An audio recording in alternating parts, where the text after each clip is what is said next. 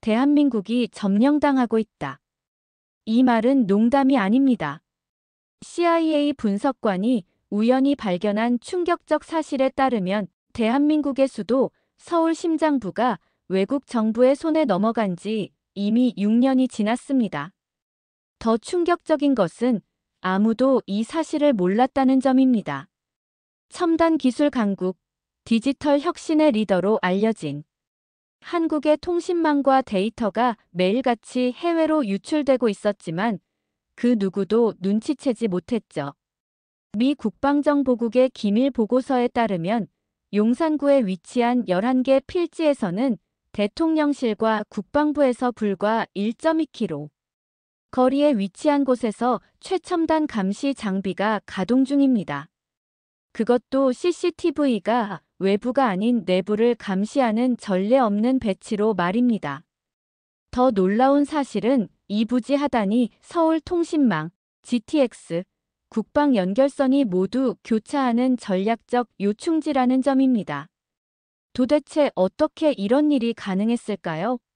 왜 한국의 간첩법은 북한만을 적국으로 규정하여 다른 나라의 정보활동에 무방비 상태였을까요? 사연 바로 시작합니다. 영상 시작 전 구독과 좋아요, 불우이웃을 위해 끝까지 시청 부탁드립니다. 안녕하세요. 저는 로렌 켈러웨이입니다. 한국어와 중국어에 능통한 33세의 CIA 파견 분석관으로 표면적으로는 주한 미국 대사관의 경제 외교 분석관으로 활동하고 있습니다. 비가 내리는 서울의 아침, 저는 주한 미국 대사관 17층 사무실에서 일상적인 업무에 몰두하고 있었습니다. 표면적으로는 경제 및 외교 분석관이지만 실제로는 CIA 파견 요원으로서 이중 임무를 수행하고 있었죠. 하버드에서 동아시아학을 전공하고 랭글리에서 3년간 분석가로 일한 후 서울에 부임한 지 이제 겨우 2달째였습니다. 한국어 실력은 중급 수준이었지만 문서 분석은 충분히 가능했어요. 세일엔, 이 서류들 검토해 줄래요? 신임 대사를 위한 브리핑 자료예요. 동료 마이클이 건넨 문서 더미 속에서 저는 이상한 보고서 한 장을 발견했습니다. 용산구 토지 11개 필지가 모두 중국 정부 명의로 매입되어 있다는 내용이었죠. 처음에는 단순한 부동산 거래로 지나칠 뻔했어요. 하지만 직감적으로 뭔가 이상하다는 느낌이 들었습니다. 이런 규모의 매입이라면 보고된 적이 있어야 할 텐데. 저는 내부 데이터베이스를 검색해봤습니다. 놀랍게도 이전 보고서에는 전혀 언급이 없었어요. 더 이상한 것은 한국 부동산 등기부 시스템에서도 관련 기록이 거의 삭제된 흔적이 있었습니다. 제가 발견한 보고서는 아마도 우연히 백업 파일에서 살아남은 것 같았어요. 지도를 펼쳐 해당 부지의 위치를 확인했습니다. 손이 떨렸습니다. 그 부지는 대통령실, 국방부, 주한미군기지와 모두 반경 2km 내에 있었어요. 한국의 안보 중심부였죠. 심장이 빠르게 뛰기 시작했습니다. 계약은 2018년, 잔금 완납은 2019년. 2025년인 지금까지 언론에서 단 한 번도 언급된 적 없어. 외국 정부의 토지 매입은 일반적으로 한국 외교부와 국방부의 검토 대상입니다. 특히 안보시설 주변이라면 더욱 그렇죠. 그런데 어떻게 이런 거래가 6년간 공론화되지 않았을까요? 누군가 의도적으로 이 정보를 숨기고 있었던 걸까요? 점심시간을 이용해 해당 부지로 직접 향했습니다. CIA에서 받은 기본 현장 조사 훈련이 도움이 됐어요. 택시에서 내려 평범한 행인처럼 걸으며 주변을 살폈습니다. 높은 담장, 철제 대문, 통제된 출입구. 얼핏 보면 일반 사무단지 같았지만 분명 뭔가 달랐어요. CCTV에 시선이 고정됐습니다. 제가 국가안보국에서 감시 시스템 교육을 받은 덕분에 놓치지 않은 이상한 점이었죠. 일반적으로 보안 카메라는 외부 침입자를 감시하기 위해 바깥쪽을 향해 설치됩니다. 그런데 이곳의 카메라들은 모두 안쪽을 향해 있었어요. 마치 내부에서 무언가 나가는 것을 감시하는 듯 했습니다. 이건 그냥 부동산이 아니야. 한국의 부동산 거래법상 외국 정부의 토지 매입은 특별신고 대상입니다. 등기부에는 반드시 그 용도가 명시되어야 하고 국가안보 관련 지역에서는 더 엄격한 심사가 필요해요. 그런데 이 모든 절차가 생략된 것 같았습니다. 대사관으로 돌아와 직속 상관인 마이클에게 보고했어요. 그의 반응은 의외였습니다. 세일엔, 이건을 당분간 조용히 하세요. 현재 한국 정세가 너무 복잡해요. 그는 윤석열 전 대통령 탄핵 후 임시 내각이 운영되는 현 상황에서 미중 갈등을 자극할 수 있는 이슈는 조심스럽게 다뤄야 한다고 설명했습니다. 어떤 의미에서는 이해가 됐지만 이 사안의 중요성을 무시할 수는 없었어요. 그날 저녁 대사관 내 비공식 회의가 있었습니다. 저도 참석했죠. 정보부서와 외교부서 간 명백한 온도 차이가 느껴졌어요. 정보국 측은 즉각 조사를 주장했지만 외교라인은 신중한 접근을 강조했습니다. 대사는 결정을 유보했고요. 이 자료 어떻게 확보한 거지? 회의가 끝나고 정보국 아시아 담당 팀장이 저에게 조용히 물었어요. 그의 눈빛은 의심과 호기심이 섞여 있었습니다. 우연한 발견이라고 설명했지만 완전히 납득하는 것 같진 않았어요. 숙소로 돌아오는 길, 머릿속은 생각으로 가득했습니다. 한국의 간첩법이 북한만을 적국으로 규정하고 있어 중국 등 다른 나라의 정보 활동에 법적 공백이 있다는 점이 마음에 걸렸어요. 이런 허점을 누군가 노리고 있는 것은 아닐까요? 창밖으로 강남의 화려한 불빛이 빛나고 있었습니다. 서울의 밤은 너무나 평화로웠지만 제 마음은 그렇지 않았어요. 발견한 것이 무엇인지, 그리고 그것이 의미하는 바가 무엇인지 더 알아내야 했습니다. 아마도 공식 경로로는 힘들 것 같았습니다. 비공식 루트를 통해야 할지도 모르겠다는 생각이 들었어요. 창문을 닫으며 다짐했습니다. 내일은 더 깊이 파고들어야겠다. 새벽 4시 휴대폰 진동에 잠에서 깼습니다. 발신자 표시는 제임스 콜린스였어요. 주한미군 정보보안팀 중령으로 제가 전날 밤 CIA 비공식 채널을 통해 연락한 인물이죠. 이렇게 빨리 반응이 올 줄은 몰랐습니다. 세일엔, 자네가 어제 보낸 용산 부지 보고서를 봤네. 아침 7시 수원 공군기지로 와주게. 관련 사건이 발생했어. 졸린 눈을 비비며 침대에서 일어났습니다. 머리는 이미 완전히 깨어 있었죠.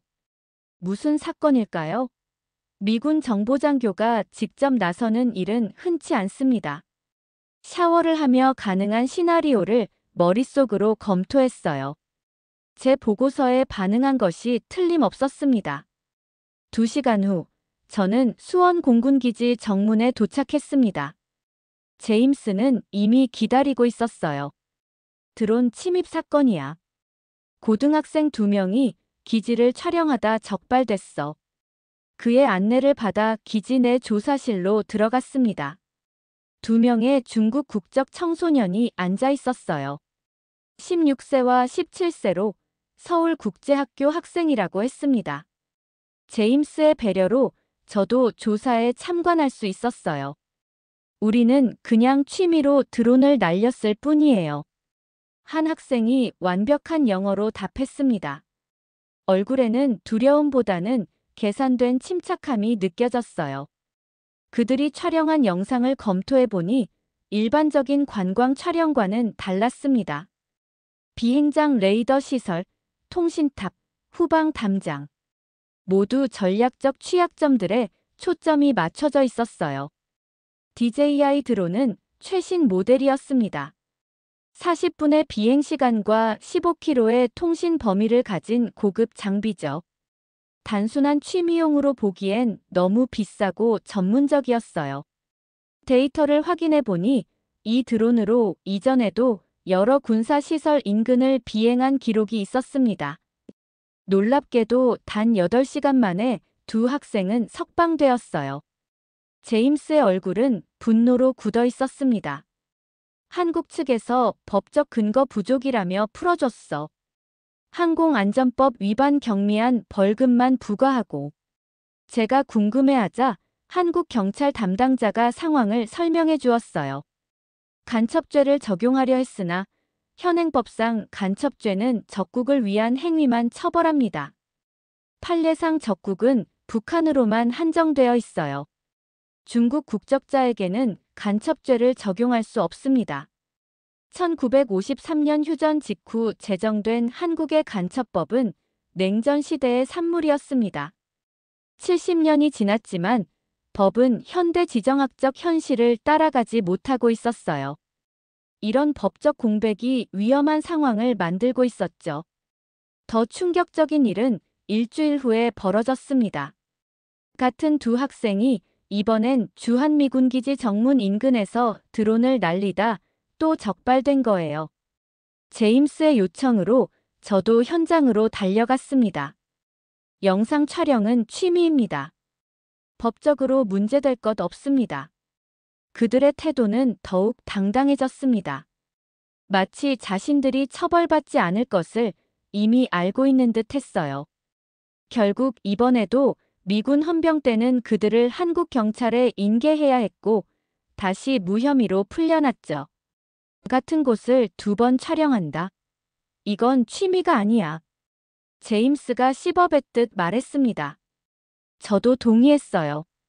이건 분명 계획된 행동이었습니다. 하지만 왜? 그리고 왜 고등학생일까요? 대사관으로 돌아와 두 학생에 대한 심층 조사에 착수했습니다.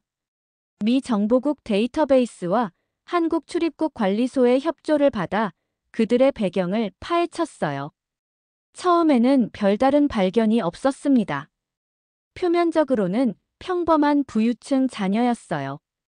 그런데 얼굴 인식 시스템을 통해 베이징 공항 CCTV를 검색했을 때 결정적인 증거를 발견했습니다. 두 학생이 3개월 전 중국 고위 관료들과 함께 찍힌 영상이었어요. 더 자세히 조사해보니 그들의 부모는 중국 국가안전부 소속 간부급 인물이었습니다. 전형적인 위장 작전이야. 정보 분석가로서 익숙한 패턴이었어요. 무해한 학생 신분을 이용해 민감한 정보를 수집하는 건 오래된 방법이죠. 그들은 한국의 법적 맹점을 정확히 노리고 있었습니다. 고등학생이라는 점, 중국 국적이라는 점, 그리고 취미 활동이라는 위장까지. 즉시 제임스에게 긴급 메모를 보냈습니다. 이것은 우연이 아닙니다. 용산 부지 매입과 드론 사건은 연결되어 있습니다. 이건 관찰이 아니라 작전입니다. 돌아온 답변은 그저 접수했음이라는 문구뿐이었어요. 관료주의의 벽을 실감했습니다. 그날 밤 저는 두 사건을 연결하는 포괄적인 보고서를 작성했어요. 용산 부지의 전략적 위치, 매입 과정의 비정상성, 그리고 드론 사건의 연관성까지. 특히 중국 정부가 한국의 법적 공백을 어떻게 활용하고 있는지 상세히 분석했습니다. 이 보고서는 워싱턴으로 직접 보내야 해. 대사관 공식 라인을 통과하면 필터링되거나 지연될 것이 분명했어요. 저는 암호화된 개인 채널을 통해 CIA 본부에 신뢰할 수 있는 연락책에게 보고서를 전송했습니다. 규정 위반이었지만 국가 안보를 위해서는 감수해야 할 위험이었어요. 창밖으로 서울의 밤하늘을 바라봤습니다. 한국은 미국과 중국 사이에서 놓인 지정학적 교차점에 있었어요. 그리고 이제 그 교차점에서 새로운 형태의 정보전이 펼쳐지고 있었습니다. 법의 공백과 현실 사이에서 보이지 않는 전쟁이 시작된 거죠. 이틀 밤을 거의 새다시피 했습니다. 첫날은 드론 학생들의 가족 연결망을 추적했고, 둘째 날은 그들의 서울 거주지를 조사했어요. 그 과정에서 의외의 발견을 했습니다. 학생들의 주소지 건물이 바로 용산구에 있었죠. 더 놀라운 것은 그 건물의 소유주가 또 다른 외국계 법인이었다는 점이었어요. 이건 우연이 아니야. 이 실마리를 따라 용산구 일대 부동산 소유권 변동 내역을 조사하기 시작했습니다. 한국의 부동산 거래 시스템인 부동산 거래 관리 시스템에는 공개 데이터가 있지만 외국인 거래에 관한 세부 정보는 제한되어 있었어요. 하지만 CIA 데이터베이스와 대사관의 경제 정보망을 활용하면 더 많은 것을 볼 수 있었습니다. 이게 말이 돼? 2021년부터 2024년까지 화면을 보며 저도 모르게 중얼거렸어요. 용산구 내 수십 개 건물의 소유권이 외국계 법인 명의로 변경되어 있었습니다. 표면적으로는 중국, 홍콩, 싱가포르, 케이맨 제도 등 다양한 국적이었지만 자세히 들여다보면 모두 한 줄로 연결되어 있었어요. 스프레드시트를 만들어 모든 법인의 등록 주소를 정리했습니다. 그리고 패턴을 발견했어요. 서로 다른 15개 법인이 베이징 차오양구의 한 빌딩 주소를 공유하고 있었습니다. 그중 두 법인은 설립 이후 어떤 사업 활동도 없이 한국 부동산만 매입하고 있었어요. 전형적인 쉘 컴퍼니 네트워크야. 국제금융범죄 추적 교육에서 배운 패턴이었습니다. 복잡한 소유권 구조로 실제 운영자를 숨기는 기법이죠. 문제는 이런 구조가 보통 돈 세탁이나 제재 회피에 사용되는데 왜 중국 정부가 이런 방식을 택했는지였어요. 그들은 공개적으로 부동산을 매입할 수도 있었을 텐데 숨기려는 것이 있다는 뜻이야. 다음 날 제 정보국 연락책 토머스로부터 암호화된 메시지를 받았습니다. 미군 사이버 사령부가 서울시 광역 행정망에서 반복적인 신호 간섭을 포착했다는 내용이었어요. 그 신호의 발신지는 모두 용산구였습니다. NSA의 신호 패턴 데이터베이스와 대조해봤어. 이건 틀림없어. 토머스가 보낸 파일을 열었습니다. 신호 패턴 분석 결과 이런 유형의 간섭이 전 세계적으로 발견된 건 단 2곳뿐이었어요. 러시아 모스크바와 중국 베이징의 대규모 신호 정보 수집 시설이었죠. 이건 단순한 감시가 아니야. 대규모 정보 수집 작전이야. 이런 시스템은 일반적으로 도시 전체의 디지털 통신을 포괄적으로 수집하고 분석합니다. 이메일, 전화통화, 문자 메시지, 모바일 데이터까지 모든 것을 잡아낼 수 있어요. 이게 왜 용산에 필요한 걸까요? 더 많은 정보가 필요했습니다.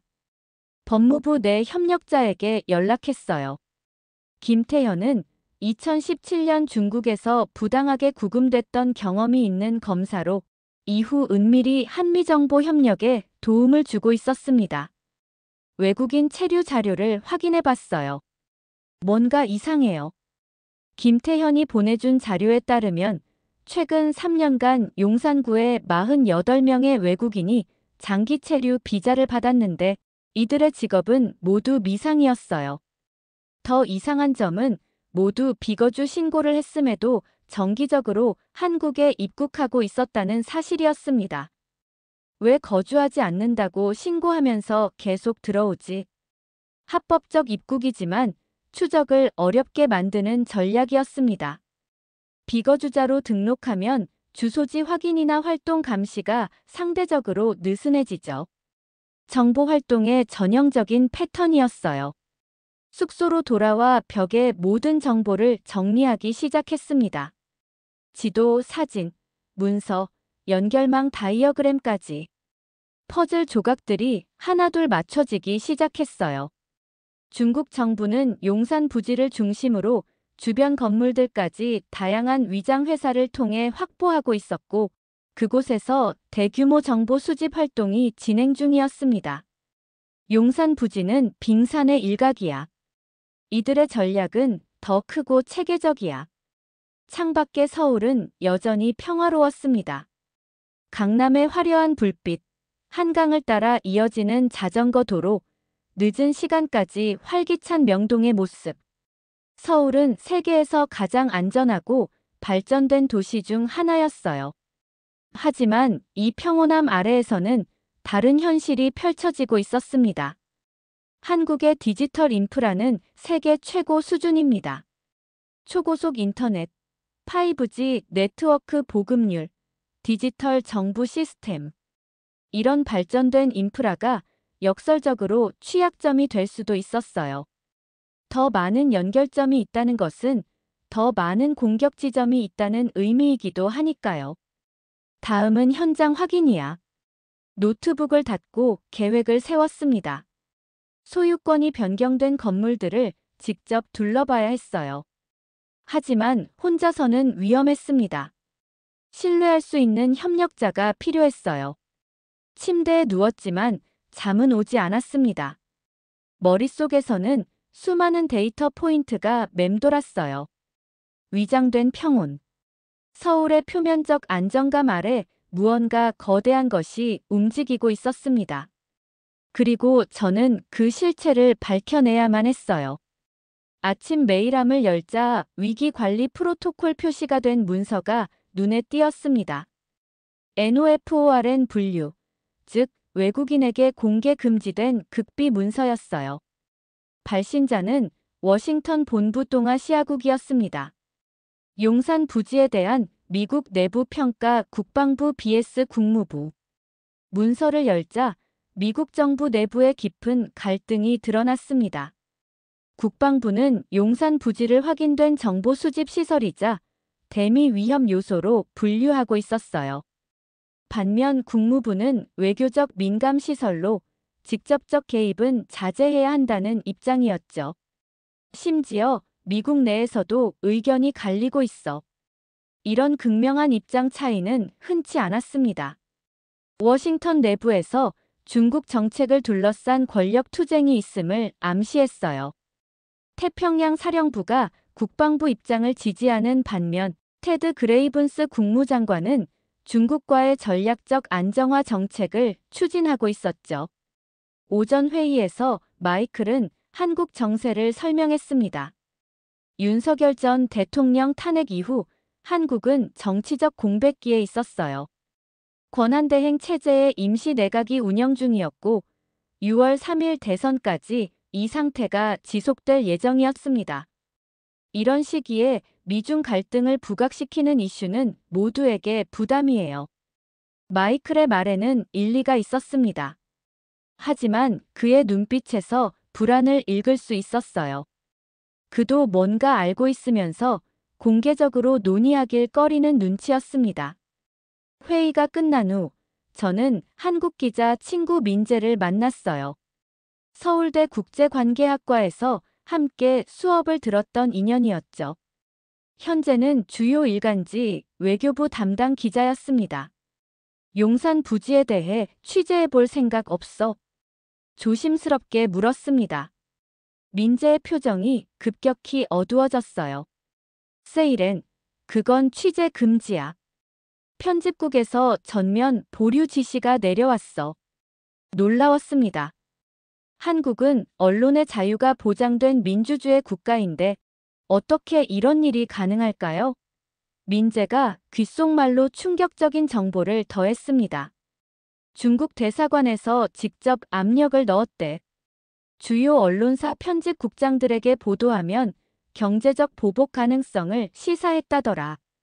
이미 3명의 중국 담당 특파원이 비자 갱신 거부 통보를 받았어. 한국의 언론사들이 중국의 압력으로 침묵하고 있다니 상황이 더 심각해 보였습니다. 이런 압력은 분명 불법이지만 증명하기는 어려웠어요. 오후, 저는 용산 일대를 다시 둘러보기로 했습니다. 이번엔 준비를 철저히 했어요. 정보국에서 비공식적으로 빌린 전자파 감지기와 소형 카메라를 챙겼습니다. 세 번째 방문이었지만 이전과는 다른 각도로 접근했어요. 주변을 천천히 돌며 여러 건물을 관찰했습니다. 중국계 법인 소유로 바뀐 건물들은 외관상 특별한 점이 없었어요. 사무실, 상가, 주택 등 다양했습니다. 하지만 옥상에는 모두 뭔가가 있었어요. 위성 안테나, 통신 장비로 보이는 구조물들이었죠. 갑자기 환경 NGO 스티커가 붙은 차량이 눈에 띄었습니다. 두 번째 방문에서도 같은 장소에 있었던 차량이었어요. 이건 우연이 아니었습니다. 전자파 감지기가 강한 신호를 감지했어요. 주변을 살피며 조심스럽게 차에 접근했습니다. 창문으로 내부를 확인해 보니 대시보드 아래 작은 장비가 설치되어 있었어요. 제가 NSA에서 본 것과 유사한 감청 장치였습니다. 크기는 작았지만 성능은 강력했을 거예요. 반경 500m 내 모든 디지털 통신을 감시할 수 있는 장비였죠. 재빨리 사진을 찍고 그 자리를 떠났습니다. 누군가 저를 감시하고 있었어요. 그리고 제가 이 일대를 3번이나 방문한 사실도 틀림없이 알고 있을 겁니다. 호텔로 돌아와 사진을 암호화해 토머스에게 전송했습니다. 그는 30분 만에 답변을 보내왔어요. 중국제 모델이야. 군사 등급 감청 장비로 상업용 시장에는 없어. 국가 조직만 사용 가능해. 불안감이 몰려왔습니다. 상황이 더 심각해지고 있었어요. 이 정도 규모의 감시망이라면 제 모든 통신도 감청되고 있을 가능성이 높았습니다. 그날 저녁 숙소에서 CNN을 틀었습니다.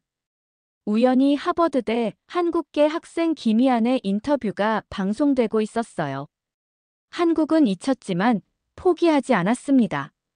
세계가 미중 경쟁에만 집중하는 사이 한국의 주권과 안보가 위협받고 있어요. 이것은 단순한 지정학적 문제가 아니라 기술 주권의 문제입니다. 그는 미중 관계 속에서 한국의 전략적 중요성을 역설하고 있었습니다. 특히 한국이 반도체, 배터리, 통신 기술의 세계적 허브로서 가진 가치와 그것이 안보에 미치는 영향을 설명했어요. 마치 제가 지금 조사하고 있는 내용을 간접적으로 암시하는 것 같았습니다. 인터뷰 이후 SNS에서 영상이 급속히 퍼져나가기 시작했어요. 이슈가 공론화되고 있었습니다. 숙소로 돌아오는 길, 묘한 직감에 뒤를 돌아봤습니다. 아무도 보이지 않았지만 누군가의 시선이 느껴지는 듯 했어요. 이제 저도 감시 대상이 된 것 같았습니다. 창문을 닫고 커튼을 치면서 서울의 밤하늘을 마지막으로 바라봤습니다. 아름답고 평화로운 도시였지만 그 평화는 이제 위장된 것처럼 느껴졌어요. 서울은 이제 제 눈에 도청의 도시로 보였습니다. 표면 아래에서 보이지 않는 전쟁이 이미 시작되었고 저는 그 중심에 서 있었어요. 아침 6시 휴대폰이 쉴 새 없이 진동했습니다. 소셜미디어 알림이 폭주하고 있었어요. 김희안의 CNN 인터뷰 이후 영상이 폭발적으로 확산되고 있었습니다. 현재 36개국에서 트렌딩 1위래요. 미국, 영국, 일본, 캐나다에서 특히 반응이 뜨겁습니다. 친구가 보낸 메시지였어요. 화면을 열어보니 다양한 국가의 사용자들이 한국의 주권과 안보 문제에 대해 이야기하고 있었습니다. 소셜미디어가 국제 정치에 직접적인 영향을 미치는 순간이었어요. 이 기회를 놓치면 안 돼. 결심했습니다. 전 세계가 한국 상황에 주목하고 있는 지금이 진실을 알릴 최적의 타이밍이었어요. 마이클은 여전히 신중한 접근을 권고했지만 저는 더 이상 기다릴 수 없었습니다. 암호화 전문가인 제 룸메이트 제니스의 도움으로 최고 수준의 보안 프로토콜을 설정했어요. 그동안 수집한 모든 정보를 CIA 내부 루트를 통해 전송하기 위한 준비였죠. 보고서 제목은 에코로 정했습니다. 용산 부지에서 발생하는 신호와 중국 정보기관의 작전명 패턴을 고려한 선택이었어요. 중국어로 메아리라는 뜻으로 중국 정보기관이 자주 사용하는 형태의 코드명이었죠. 에코 보고서 송부합니다. 극비 취급 요망. 보고서를 암호화해 3개의 서로 다른 채널로 전송했습니다. CIA 본부, NSA 아시아 분석팀, 그리고 국방정보국 전략평가과였어요. 모든 주요 정보기관이 이 정보를 공유하길 바랐습니다. 다음 날 아침, 세 기관에서 각각 다른 반응이 왔어요. CIA는 평가 중이라는 중립적 응답을, NSA는 증거 불충분이라는 부정적 평가를, DIA는 작전 가능성 존재라는 긍정적 평가를 보내왔습니다. 왜 이렇게 의견이 갈리지? 답을 구하기 위해 제 NSA 연락책 마이클 리드에게 연락했습니다. 그의 답변은 충격적이었어요. NSA에는 용산 프로젝트가 있어. 우리도 정확한 내용은 모르지만 최고 위층 승인이 있는 작전이래. 중국의 활동을 모니터링하면서 역으로 그들의 정보망을 통해 북한 정보를 수집하려는 시도로 알고 있어. 이제 상황이 복잡해졌습니다. 미국 정보기관도 중국의 활동을 알고 있으면서 자체 목적을 위해 이용하고 있었던 거였어요. 하지만 그 과정에서 한국의 안보와 주권은 어떻게 되는 걸까요? 생각할 시간도 없이 미군 사이버 부대의 친구 마크로부터 또 다른 파일이 도착했습니다. 서울 해킹 분석 보고서야. 비공식이지만 내가 알아야 할 것 같아서. 파일에는 충격적인 증거가 있었습니다. 서울시 광역행정망 침입 기록 중 4개의 IP 주소가 용산 부지에서 파생된 경로와 일치했어요. 누군가 그곳에서 서울시 전산망에 접근하고 있었던 겁니다. 이거야말로 결정적 증거 아닌가? 하지만 NSA는 여전히 움직이지 않았습니다. 그들에게는 다른 의제가 있었어요. 미군 내부에서도 정보와 작전이 구획화되어 있었고, 한 부서는 다른 부서가 무엇을 하는지 모르는 경우가 많았습니다. 그날 저녁 CNN 내부 소식통으로부터 기밀 문서를 받았어요. 대학 친구인 제니퍼는 CNN 국제부에서 일하고 있었습니다. 그녀가 보내준 내부 회의록에는 놀라운 내용이 있었어요. 이건 정보전이자 침묵전이다. 우리는 이 이야기를 세상에 알려야 한다. CNN 시니어 PD의 발언이었습니다. 그들은 서울의 그림자라는 다큐멘터리 제작을 결정했고 이미 상당한 증거를 확보한 상태였어요. 어떻게 이런 정보에 접근했는지 궁금했지만 미디어가 정부보다 더 빠르게 움직이고 있다는 사실은 분명했습니다. SNS에서는 더 많은 정보들이 더욱 빠르게 확산되고 있었어요. 전문가들이 참여하기 시작했고 학술 포럼에서도 논의가 이루어지고 있었습니다. 침묵의 장벽이 서서히 무너지고 있었어요. 소셜미디어의 열기, CNN의 다큐멘터리 제작, 그리고 DIA의 긍정적 평가. 이 모든 것이 상황을 변화시키고 있었습니다. 공공연한 침묵이 깨지기 시작했어요. 숙소로 돌아오는 길, 유난히 어두운 골목을 지나는데 뒤에서 발자국 소리가 들렸습니다. 돌아보니 아무도 없었어요. 하지만 분명히 누군가가 있었습니다. 빠른 걸음으로 환한대로로 나왔습니다. 그대로변 카페에 들어가 창가에 앉았어요. 거리를 살피니 검은 정장 차림의 남자가 건너편에서 저를 주시하고 있었습니다. 눈이 마주치자 그는 휴대폰을 꺼내 통화하는 척하며 시선을 돌렸어요. 이제 그들이 나를 감시하고 있어. 불안했지만 후회는 없었습니다. 이미 에코 보고서는 전송됐고 그 내용은 퍼져나가고 있었어요. 이제 돌이킬 수 없는 강을 건넜습니다. 호텔로 돌아와 보안을 강화했어요. 노트북 카메라를 가리고 휴대폰은 차단 파우치에 넣었습니다. 창문 커튼을 치고 문에 특수 알람을 설치했어요.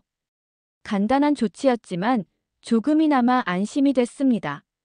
창틈으로 서울의 밤하늘을 바라봤어요. 수많은 빌딩 불빛 사이로 누군가는 모든 것을 감시하고 있을 거란 생각에 섬뜩했습니다. 그리고 그들은 제가 무엇을 하는지도 알고 있겠죠. 공공연한 침묵. 모두가 알지만 아무도 말하지 않는 그 상태가 깨지고 있어. 언제부터인가 서울은 거대한 정보전의 중심에 서 있었습니다. 그리고 이제 세계가 그 사실을 알기 시작했어요. 앞으로 무슨 일이 벌어질지, 그리고 그 파급력이 어디까지 미칠지는 아무도 예측할 수 없었습니다. 새벽 2시, 비상연락용 암호화 휴대폰이 울렸습니다. SRT 인디케이터가 깜빡이고 있었어요. CIA의 긴급 대응팀이었죠. 발신자 아이디는 없었지만 통화를 받자마자 익숙한 목소리가 들렸습니다. 세일앤 램프턴이야. 너의 에코 코드명이 우리 시스템에 경보를 발생시켰어. 토마스 램프턴은 CIA 동아시아국 선임 분석관이었어요. 그가 직접 연락해온 것은 상황이 심각하다는 뜻이었죠. 무슨 말이에요? 내가 선택한 코드명 에코. 그게 정확히 중국 MSS의 실제 작전명과 일치해. 위키리크스를 통해 2019년에 유출된 중국 정보작전 리스트에 있어. 심장이 빠르게 뛰기 시작했습니다. 저는 단순히 용산에서 발생하는 신호를 생각하며 붙인 이름이었는데 실제 중국 정보작전의 명칭과 일치한다니 등골이 오싹했어요. 정확한 문구가 뭐죠? 서울 에코 장치 가동. 2019년 7월 15일자야. 2019년 7월. 용산 부지의 잔금이 완납된 직후였습니다. 이건 우연의 일치가 아니었어요. 제가 발견한 내용이 실제 작전과 연결되어 있었습니다. 파일 보내드릴게요. 그들의 작전 규모가 우리 예상보다 훨씬 커요. 윤석열 대통령 탄핵 이후 한국의 정치적 공백기를 틈타 중국이 서울에서 대규모 정보 수집 시스템을 가동하고 있었던 거였죠. 그리고 그 중심에 용산 부지가 있었습니다. 이 정보를 확인하는데 도움이 필요해요. 램프턴이 몇 가지 지시를 내렸습니다. 먼저 용산 부지 주변의 지하 구조와 인프라 연결망을 확인해야 했어요. 이런 대규모 시스템은 에너지와 데이터 전송을 위한 인프라가 필요하기 때문이었죠. 다음 날 아침, 서울시 도시계획과에서 일하는 한국인 친구 준호에게 연락했습니다. 그는 제가 한국 외대 교환학생 시절에 만난 친구로 현재는 서울시에서 GIS 지리정보 시스템 담당자로 일하고 있었어요. 시스템에 접근할 수 있어. 용산 지하 구조도가 필요해. 준호는 잠시 망설였지만 결국 도와주기로 했습니다. 그는 한국의 IT 전문가로 중국의 기술 패권에 대한 우려가 컸어요. 그날 오후, 준호는 암호화된 파일을 보내왔습니다. 이건 비공개 자료야. 조심해. 파일을 열자 서울의 지하 인프라 지도가 나타났어요. 용산 부지 주변의 전력망, 통신망, 상하수도 시스템이 모두 표시되어 있었습니다. 그리고 충격적인 사실을 발견했어요. GTX, 서울통신망, 국방연결선이 모두 용산 부지 하단에서 교차하고 있잖아. GTX는 수도권 광역급행철도로 그 지하에는 서울의 핵심 통신 인프라가 함께 구축되어 있었습니다. 그리고 국방부 전용 광 케이블 네트워크까지. 이런 핵심 인프라가 모두 용산 부지 아래에서 교차했어요. 이것은 우연이 아니었습니다.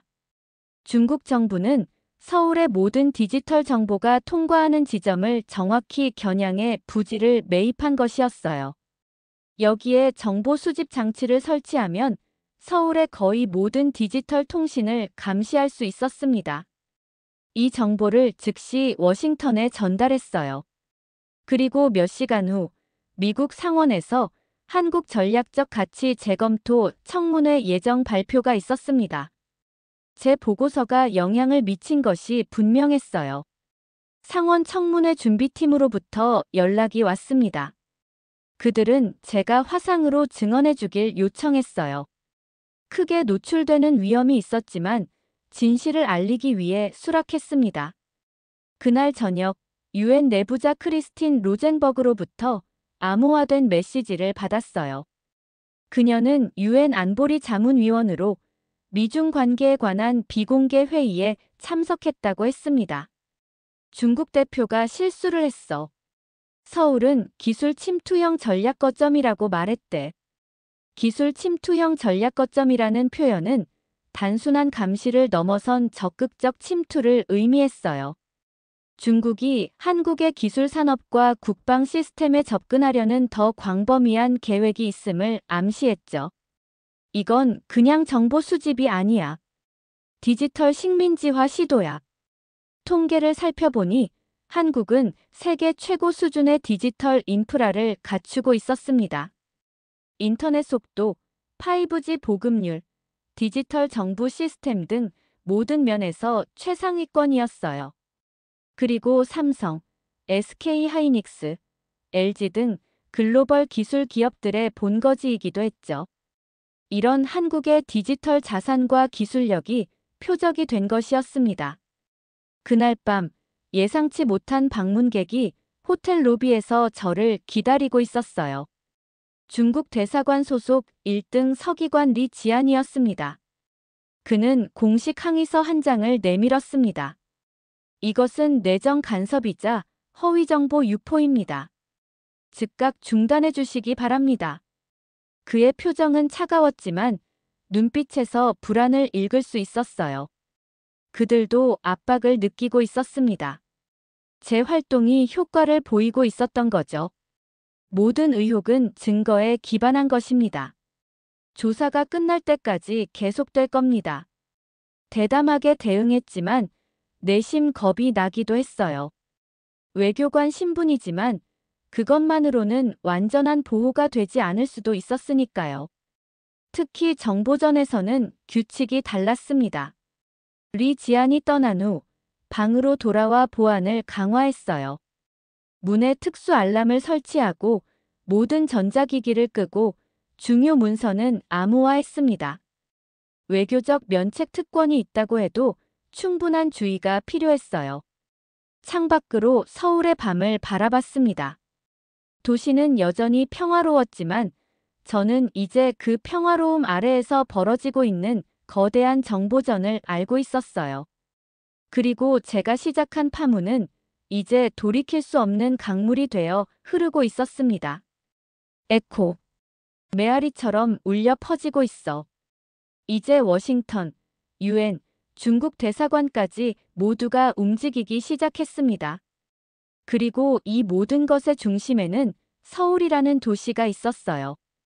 아름답고 현대적인 이 도시는 21세기 정보전의 최전선이 되어 있었습니다. 아침 5시 긴급 알림으로 눈을 떴습니다. 애플과 테슬라가 공동 성명서를 발표했다는 뉴스였어요. 디지털 산업계의 두 거인이 함께 움직이는 일은 극히 이례적이었습니다. 한국 제조 중단, 미국 방위 산업 중단. 성명서를 자세히 읽어보니 충격적인 내용이었습니다.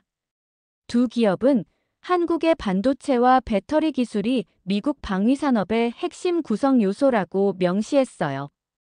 구체적으로 한국 내 생산이 중단될 경우 미국 방위 산업의 60% 이상이 30일 내에 가동 중단 상태에 이를 것이라는 분석까지 포함하고 있었습니다. 기업들이 정부보다 앞서 나가는 건가? 이런 대응은 정말 이례적이었어요. 기업들은 보통 정치적 문제에 개입하지 않습니다. 특히 국제 안보 이슈에는 더욱 그렇죠. 하지만 이번엔 달랐습니다. 그들도 위험을 감지하고 선제적으로 움직이고 있었어요. 글로벌 기술 공급망에서 한국의 위치를 분석한 자료를 살펴봤습니다. 한국은 단순한 기술 국가가 아니라 세계 디지털 인프라의 근간을 이루는 핵심 부품과 기술의 공급자였어요. 메모리 반도체의 70%, OLED 디스플레이의 90%, 고성능 배터리의 40%를 한국 기업들이 생산하고 있었습니다. 이건 단순한 경제 문제가 아니야. 국가 안보의 문제야. 현대 전쟁은 디지털 시스템에 의존합니다. 미사일 방어, 위성통신, 드론 네트워크, AI 기반 전술 분석. 이 모든 것에 한국산 부품이 사용되고 있었어요. 중국이 한국의 디지털 인프라에 침투한다면 미국의 방위 체계도 위험에 처할 수 있었습니다. 대사관 오전 회의에서 마이클은 CNN의 새 다큐멘터리 소식을 전했어요. 서울의 그림자라는 제목이래. 내일부터 글로벌 채널로 동시 송출 예정이야. CNN이 용산 부지를 붉은 대사관이라 명명하며 전 세계에 알리려는 겁니다. 누가 그들에게 정보를 제공했는지 궁금했어요. 제 보고서가 여러 경로로 퍼졌을 거라고 생각했지만 이 정도로 빠른 반응은 예상하지 못했습니다. 회의가 끝난 후 마이클이 저를 따로 불렀어요. 세일엔, 오늘 저녁 비행기로 워싱턴에 돌아가야 해. 대사님 지시야. 갑작스러운 귀국 명령이었습니다. 명목상 이유는 정기 브리핑이었지만 실제로는 저를 보호하기 위한 조치일 가능성이 높았어요. 중국 정부가 움직이기 시작했고 제가 위험에 노출되어 있었으니까요. 하지만 아직 조사가 끝나지 않았어요. 마이클은 단호했습니다. 이건 명령이야, 세이렌. 내 안전이 우선이야. 그의 표정에서 진심 어린 걱정을 읽을 수 있었어요. 마이클도 상황의 심각성을 알고 있었지만 외교적 위치 때문에 공개적으로 말할 수 없었던 거죠. 오후에는 2차 분석 보고서를 마무리했습니다. 이번엔 더 깊이 파고들었어요. 한국의 기술 산업이 가진 전략적 가치, 용산 부지의 지정학적 의미, 그리고 에코 작전의 잠재적 영향까지 모든 것을 망라했습니다. 이건 단순 외교가 아니다. 보고서의 결론이었어요. 중국의 용산 부지는 단순한 외교 시설이 아니라 첨단 정보 수집 기지였으며 그 목표는 한국의 기술 산업과 방위 산업 기술에 대한 접근이었죠. 워싱턴으로 돌아가면 이 보고서를 직접 설명할 예정이었습니다. 저녁 뉴스에서는 미일 정상회담 공동 발표문이 공개됐어요. 예상과 달리 한국 언급이 완전히 누락되어 있었습니다. 아시아 안보 상황을 다루는 문서에서 한국이 빠진 것은 매우 이례적이었어요. 일본, 왜 이런 입장을 취하지? 도쿄 주재 외교관 친구 스티브에게 문자를 보냈습니다. 그의 답변이 곧 왔어요. 일본도 비슷한 상황이야. 고베에 중국 자본이 대규모로 들어와 있어. 특히 항만 주변 부동산에. 그리고 지방정부 네트워크에서 이상한 트래픽이 감지되고 있대. 이것이 일본의 침묵을 설명해 주었어요. 그들도 이미 같은 전략에 타깃이 되어 있었습니다. 말하고 싶어도 말할 수 없는 상황이었죠. 짐을 싸면서 주한미군 정보장교 제임스 콜린스에게 마지막 통화를 했어요. 그는 주한미군 정보보안팀 책임자로 처음 드론 사건에서 만났던 인물이었습니다. 저녁 식사를 하며 한국 소주를 몇 잔 마신 상태였던 그는 평소보다 솔직했어요. 세일엔, 한국은 단순 거점이 아니라 작전 중추야. 여기가 무너지면 태평양 방어선 전체가 와해돼. 그의 말은 제2차 분석 보고서의 내용과 정확히 일치했습니다. 한국은 단순한 동맹국이 아니라 미국 방위체계의 핵심 고리였어요. 기술적으로도 지정학적으로도 말이죠. 중국이 한국에서 성공하면 다음은 일본, 그 다음은 필리핀, 대만. 도미노처럼 무너질 거야. 제임스의 말은 제 생각과 일치했습니다. 이것은 단순한 정보 수집 작전이 아니라 장기적인 지역 패권 전략의 일부였어요. 디지털 실크로드를 통한 영향력 확장이었죠. 호텔 창가에 서서 서울의 마지막 밤하늘을 바라봤습니다. 이 도시의 전략적 가치가 얼마나 중요한지 다시 한번 실감했어요. 전략국가의 조건. 한국은 완벽한 전략국가의 조건을 갖추고 있었습니다. 세계 최고의 반도체 기술, 배터리 기술, 통신 인프라, 그리고 미국과 중국 사이의 지정학적 위치까지. 더불어 높은 교육 수준과 민주주의 체제, 그리고 역동적인 문화 산업까지. 이 모든 것이 21세기 패권 경쟁에서 결정적 자산이었어요. 누군가는 그것을 알고 있었습니다. 그래서 용산 부지를 매입한 거였죠. 서울의 심장부, 모든 통신망이 교차하는 지점에서 한국의 기술과 정보를 탐하고 있었어요. 짐을 정리하며 생각했습니다. 이제 미국으로 돌아가 이 발견을 공식화하고 정책 변화를 이끌어내야 했어요. 더 큰 싸움이 기다리고 있었습니다. 항공권을 확인하며 서울을 떠나야 한다는 현실에 마음이 무거워졌어요. 하지만 동시에 결의도 다졌습니다. 이 도시와 이 나라를 지키는 일에 제가 기여할 수 있다면 그것으로 충분했으니까요. 내일은 또 다른 시작이야. 워싱턴 귀국 비행기가 저녁이었기에 마지막 오전을 용산 부지를 다시 한번 방문하는데 사용했습니다. 이번엔 주한미군 정보장교 제임스가 비공식적으로 동행했어요. 그는 평범한 민간인 옷차림으로 변장하고 있었죠. 안전을 위해서야. 너 혼자 위험하게 두고 싶지 않아. 감사한 마음이 들었습니다. 제임스는 17년 경력의 베테랑 정보장교로 여러 위기 상황에서 경험을 쌓은 인물이었어요. 그의 날카로운 직감과 훈련된 관찰력은 큰 도움이 될 것이었습니다. 아침 9시, 우리는 용산 부지 앞에 도착했습니다. 평일 아침이라 주변은 비교적 활기찼어요. 회사원들이 오피스로 향하고 학생들이 등교하고 상점들이 문을 여는 평범한 서울의 아침이었죠. 못 믿겠어. 이런 중요한 장소가 전혀 주목받지 않았다니. 제임스의 말에 고개를 끄덕였습니다. 철문 앞에 서서 마지막으로 현장을 관찰했어요. 내부는 여전히 비밀에 쌓여 있었지만 이제 저는 그 안에서 무슨 일이 벌어지고 있는지 알고 있었죠. CCTV가 여전히 작동 중이야. 감시 카메라의 붉은 불빛이 깜빡이고 있었습니다. 하지만 인적은 전혀 느껴지지 않았어요. 마치 고스트 타운 같았죠. 이상한 점이었습니다. 이렇게 중요한 시설에 인원이 없다니. 완전 자동화 시스템일 가능성이 높아. 제임스가 소형 전자파 감지기를 꺼냈습니다. 그의 표정이 굳어졌어요. 엄청난 양의 데이터가 이동 중이야. 실시간으로. 전자파 패턴을 보니 고성능 컴퓨팅 시스템이 가동되고 있음이 분명했습니다. 사람 없이도 정보 수집과 분석이 이루어지고 있었어요. 현대 감시 기술의 최첨단이었죠. 담장을 따라 천천히 걸었습니다. 부지 경계는 약 400m 정도였어요. 북쪽 담장 아래에서 작은 종이를 발견했습니다.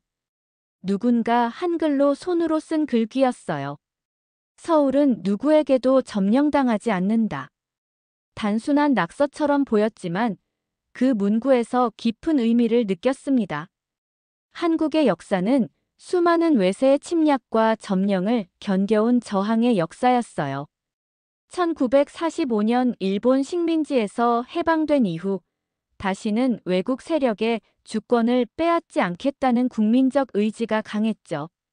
이 작은 글귀에는 그런 정신이 담겨 있었습니다.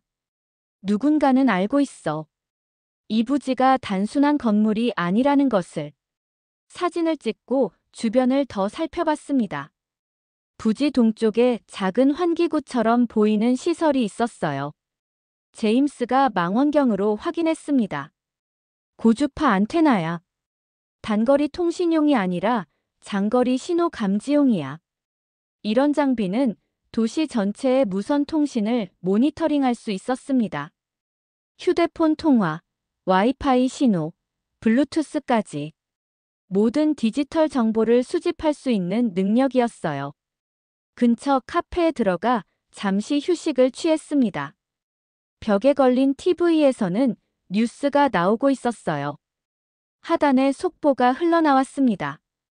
임시 내각 체제 계속. 6월 3일 선거 때까지. 정치적 공백 상태가 계속될 거라는 뜻이었습니다. 이 상황이 누구에게 유리할지는 분명했어요. 혼란스러운 시기, 감시의 눈은 더 강력해질 테니까요.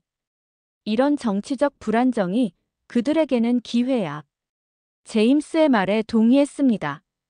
국가적 위기 상황에서는 보안과 감시가 느슨해지기 마련이에요. 모두가 정치적 혼란에 집중하는 사이 더 깊숙이 침투할 수 있는 기회였죠. 다시 밖으로 나와 부지 주변을 마지막으로 살폈습니다. 이때 제임스가 부지 옥상에 설치된 장비에 주목했어요. 저게 뭐지? 망원경으로 보니 대형 패러볼릭 안테나와 함께 여러 장비가 설치되어 있었습니다. 제임스의 얼굴이 심각해졌어요. 저건 위성 통신 장비야. 한국 내 수집한 데이터를 직접 중국으로 전송할 수 있어. 이 시설은 단순한 수집 센터가 아니라 완전한 정보 작전 기지였습니다. 자체적으로 데이터를 수집, 분석하고 본국으로 전송까지 할 수 있는 능력을 갖추고 있었어요. 호텔로 돌아와 짐을 마저 정리하는 중에 CNN을 켰습니다. 예고편이 나오고 있었어요. 서울의 그림자. 오늘 밤 9시 첫 방송. 다큐멘터리 예고에는 용산 부지의 위성사진, CCTV 배치도, 그리고 제가 발견한 회선 배치도까지 포함되어 있었습니다. 어떻게 이런 정보를 입수했는지 궁금했지만 미디어의 정보망도 만만치 않다는 것을 실감했어요. 제가 서울을 떠나는 순간 이 다큐멘터리가 방송될 예정이었습니다. 어쩌면 좋은 타이밍일지도 모르겠다고 생각했어요. 제가 안전하게 미국으로 돌아간 후에 폭탄이 터질 테니까요. 내가 계속 한국에 있는 것은 위험해. 보고서가 이미 확산되고 있어. 제임스의 말이 맞았습니다. 제가 여기 남아있으면 중국 측의 표적이 될 가능성이 높았어요. 외교관 신분이라도 사고는 언제든 일어날 수 있었죠. 마지막으로 서울 시내를 바라봤습니다. 높은 빌딩들, 번화한 거리, 한강을 따라 펼쳐진 공원들. 이 도시는 현대적 발전과 전통의 아름다움이 공존하는 곳이었어요.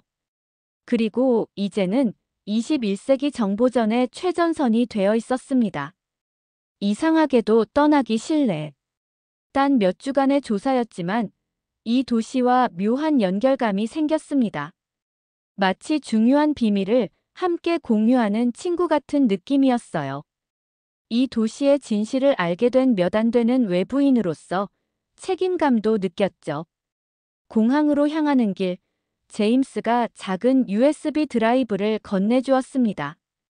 용산 부지 주변 지하 구조도와 신호 패턴 분석 자료야. 워싱턴에서 필요할 거야. 고마움을 표하고 작별 인사를 나눴습니다. 출국장으로 들어가기 전 마지막으로 뒤를 돌아봤어요. 제임스는 이미 사라진 뒤였습니다. 정보 요원답게 흔적 없이 사라진 거죠. 탑승 게이트에 앉아 창밖을 바라봤습니다. 서울의 스카이라인이 멀리 보였어요. 어딘가에 용산 부지도 있겠죠. 아직은 비밀에 쌓여 있지만 곧 모든 것이 밝혀질 겁니다. 아무도 열지 않는 문 뒤에 무엇이 있든 진실은 결국 드러나게 돼 있어. 비행기에 올라 창가에 앉았습니다.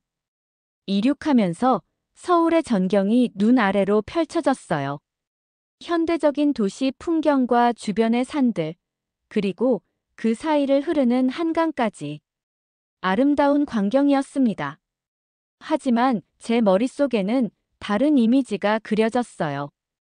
디지털 신호로 가득한 보이지 않는 네트워크, 그리고 그 네트워크를 통해 흐르는 수많은 정보들. 서울은 단순한 물리적 도시가 아니라 디지털 정보의 바다였습니다. 그리고 그 바다 속에서 누군가는 조용히 그물을 던지고 있었어요. 워싱턴에 도착한 지 일주일이 지났습니다. 예상대로 CNN 다큐멘터리는 전 세계적인 반향을 일으켰어요. 국가안보회의에서 여러 번의 브리핑을 진행했고 CIA 본부에서도 제 보고서를 기반으로 특별 태스크포스가 꾸려졌죠. 하버드 전략 포럼에 참석했을 때 발표자의 말이 귀에 꽂혔습니다. 한국은 비대칭 전략국입니다. 규모는 작지만 영향력은 거대합니다. 이 문구가 다음 날 국제 언론에 광범위하게 인용됐어요. 한국의 전략적 가치에 대한 재평가가 전 세계적으로 일어나고 있었습니다. 그리고 그 중심에는 CNN 다큐멘터리와 제가 수집한 증거들이 있었죠. 놀랍게도 중국 정부는 공식적으로 침묵을 지키고 있었어요. 다큐멘터리에 대한 어떤 언급도 반박도 없었습니다. 하지만 비공식 채널을 통해 강력한 외교적 압력을 행사하고 있다는 소식이 들려왔어요. 상원 외교위원회에서는 한미사이버통신전략협력법 초안이 회람되기 시작했습니다. 제가 청문회에서 증언한 내용이 상당 부분 반영된 법안이었어요. 세일엔 당신의 증언이 큰 변화를 만들고 있습니다. 상원의원 보좌관인 제니퍼가 저에게 귓속말로 전했어요. 뿌듯함과 동시에 부담감이 밀려왔습니다. 제 말 한마디가 국가 정책에 영향을 미치는 상황이었으니까요. 서울에서는 또 다른 움직임이 일어나고 있었습니다. 다양한 시민단체들이 연대해 대사관 특권 제한 요청서를 외교부에 전달했고 국회 청원도 시작됐다는 소식이었어요. 정보국 내부에서는 용산 프로젝트의 실체가 조금씩 드러나고 있었습니다. 그것은 중국의 활동을 감시하면서도 역으로 중국 정보망을 통해 북한 정보를 수집하는 이중 작전이었어요. 하지만 중국의 활동 규모가 예상보다 커지면서 통제가 어려워진 상황이었죠. 유엔 안보리에서는 더 충격적인 일이 벌어지고 있었어요. 전략시설 근접 외교공관 배치 제한 권고안이 표결에 붙여졌습니다. 이건 명백히 용산 부지를 겨냥한 것이었죠. 뉴욕타임스에서 인터뷰 요청이 왔어요. 처음에는 망설였지만 이야기를 더 널리 알릴 필요가 있다고 생각해 수락했습니다. 인터뷰 중에 기자가 물었어요. 세이렌 씨, 서울에 대한 개인적인 소감은 어떠신가요? 잠시 생각하다가 진심을 말했습니다. 서울은 조용히, 그러나 누구보다 빠르게 바뀌고 있었어요. 겉으로는 평화로운 도시지만 그 안에서는 미래를 결정할 정보전이 벌어지고 있었죠. 인터뷰가 나간 후 수많은 메시지가 제 메일함에 쏟아졌어요. 한국에서 온 메시지들이 많았습니다. 감사하다는 내용, 더 많은 정보를 알려달라는 요청, 그리고 격려의 말들이었죠. 당신이 아니었다면 우리는 여전히 모르고 있었을 거예요. 이런 메시지들이 제게 큰 힘이 됐어요. 외로운 싸움이 아니었구나, 라는 생각이 들었습니다. 밤에는 백악관에서 특별 브리핑이 있었어요. 대통령의 국가안보보좌관이 직접 주재한 회의였죠. 저도 참석해달라는 요청을 받았습니다. 세일엔 당신의 발견이 우리의 대외 정책을 재고하게 만들었어요. 그는 진지한 표정으로 말했어요. 한국에 대한 미국의 접근 방식이 근본적으로 변화하고 있다는 뜻이었습니다. 이제 한국은 단순한 동맹국이 아니라 핵심 전략국으로 인식되고 있었어요. 회의가 끝나고 밖으로 나왔을 때 하늘에는 별이 가득했습니다. 워싱턴의 밤하늘은 서울과 달랐지만 같은 별을 공유하고 있다는 생각이 들었어요. 서울에 있는 사람들도 지금 이 별을 보고 있겠지. 묘한 연결감을 느꼈습니다. 지구 반대편의 도시가 갑자기 가까이 느껴졌어요. 그곳에서 시작된 변화의 파동이 이제 전 세계로 퍼져나가고 있었습니다. 2달이 지났습니다. 아침에 일어나 뉴스를 확인했어요. 용산 부지에 대한 최신 소식이 있나 궁금했죠. 용산 철문, 여전히 닫혀 있어. 헤드라인이 눈에 들어왔습니다. 모든 관심과 압력에도 불구하고 그 철문은 여전히 열리지 않았어요. 새 주인이 누구인지도 밝혀지지 않았고 지도에는 여전히 비공개 지역으로 표시되어 있다고 했습니다. 국제적인 압력이 커지자 중국 정부는 마침내 공식 입장을 발표했어요. 그들은 용산 부지가 문화교류센터 건설을 위해 매입된 것이라고 주장했습니다. 하지만 누구도 그 말을 믿지 않았죠. 유엔 안보리의 전략시설 근접 외교 공관 배치 제한 권고안은 중국과 러시아의 거부권 행사로 무산되었어요. 하지만 국제적 여론은 이미 형성되었습니다. 커피를 마시며 CNN 모닝쇼를 틀었어요. 마침 더 레드 엠버시 다큐멘터리 시리즈의 마지막 편이 방영되고 있었습니다. 클로징 자막이 화면을 가로질렀어요.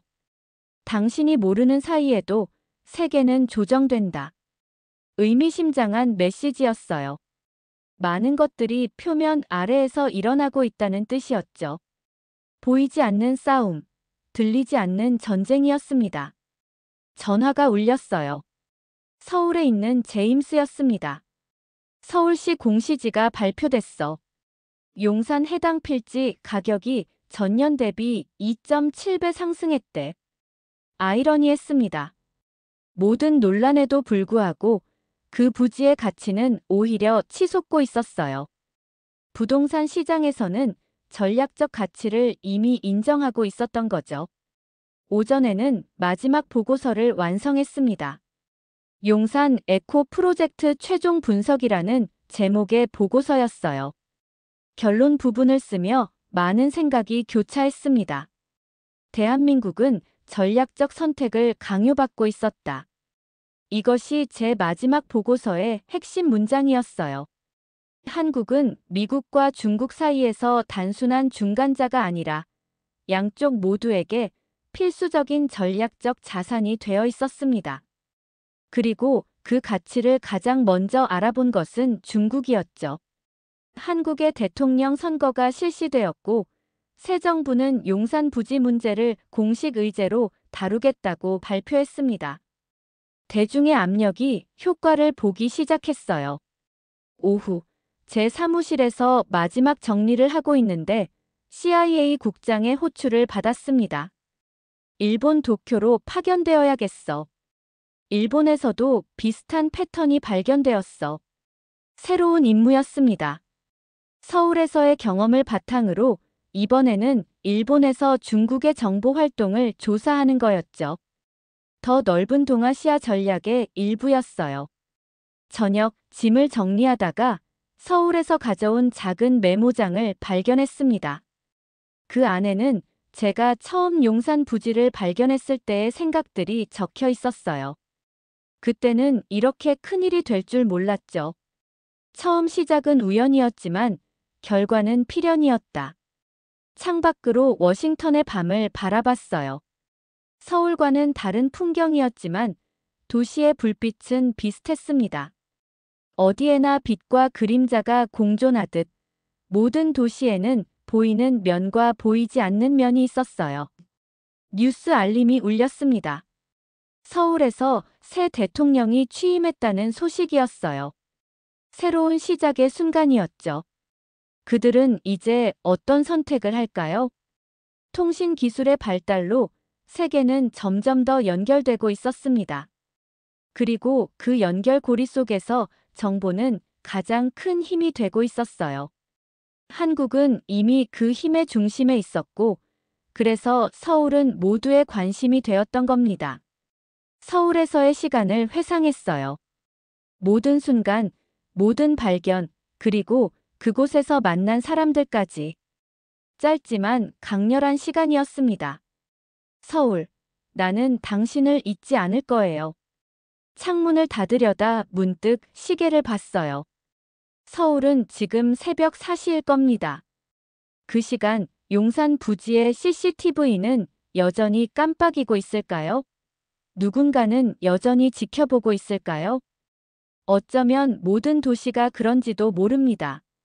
잠들지 않고 항상 지켜보고 끊임없이 변화하는 서울은 그저 그 진실을 더 명확하게 보여준 곳이었을 뿐이에요. 도쿄 파견 명령서를 보며 생각했습니다. 동아시아의 지정학적 지도는 계속해서 변화하고 있었어요. 그리고 저는 그 변화의 한복판에 서 있었습니다. 이제 다른 도시로 가지만 서울에서 시작된 이야기는 계속될 거야. 내일은 새로운 임무, 새로운 도시가 기다리고 있었습니다. 하지만 제 마음 한구석에는 서울의 기억이 영원히 남아있을 겁니다. 초록빛 CCTV 불빛이 깜빡이는 용산의 새벽 풍경이요. 사연자분께 전하고 싶은 말씀이 있으시면 댓글로 남겨주시면 전달해 드리겠습니다.